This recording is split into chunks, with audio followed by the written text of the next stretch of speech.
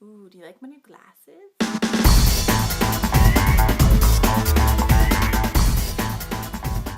Hey everybody, I'm Catherine and I'm here today to do the Epic Reads book tag.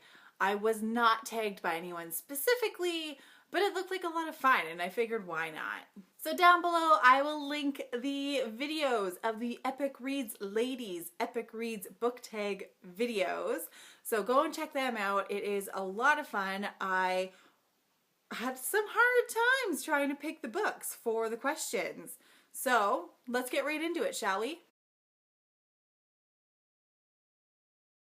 So I would invite Gail Carriger and Sophronia Temenick, the main character from her Finishing School series, her young adult steampunk paranormal, which is awesome. And I would serve them a non-traditional tea. I would do passion tea lemonade, homemade passion tea lemonade, and chocolate carrot zucchini cupcakes. That would be what we would have for tea. I couldn't decide, so I have two books I would like to see sequels for. The first one is the Vampire Academy series. I would like to know more about how this all came to be, like a medieval type beginning of time thing. And I also would like to see a prequel for the Splintered series by A.G. Howard. I really want to know more about Alice and the Alices that come after her and before Alyssa. So I couldn't find, or I couldn't decide on a romantic couple.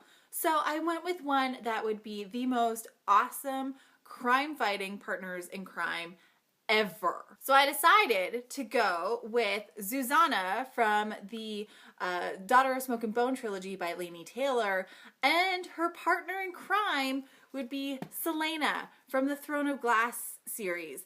I think between Zuzana's completely open demeanor and Celaena's kick-assery, they would be awesome. If I ran into my favorite author on the subway, of which I can't even decide who my favorite author would be, but regardless of who it is, I probably wouldn't be able to get out anything beyond gibberish. And then they would get off at the next stop and I would have lost my chance. So I actually have two books that made me the reader that I am today, and I started really young. But those are Karen's Doll Hospital, a babysitter's little sister book, and Farmer Boy by Laura Ingalls Wilder. As you can see, I've read this to the point where it is literally falling apart. So the one book I would save above all others, since technology is not an option and saving my iPad would not only save my class notes and my textbook, but also the multitudes of iBooks and Kindle books that I have. But if I had to choose one physical book that I would risk life and limb for in the case of a fire, it would be this one right here. Roy Rogers and the Raiders of Sawtooth Ridge. I know what you're thinking, but this one has a lot of sentimental value.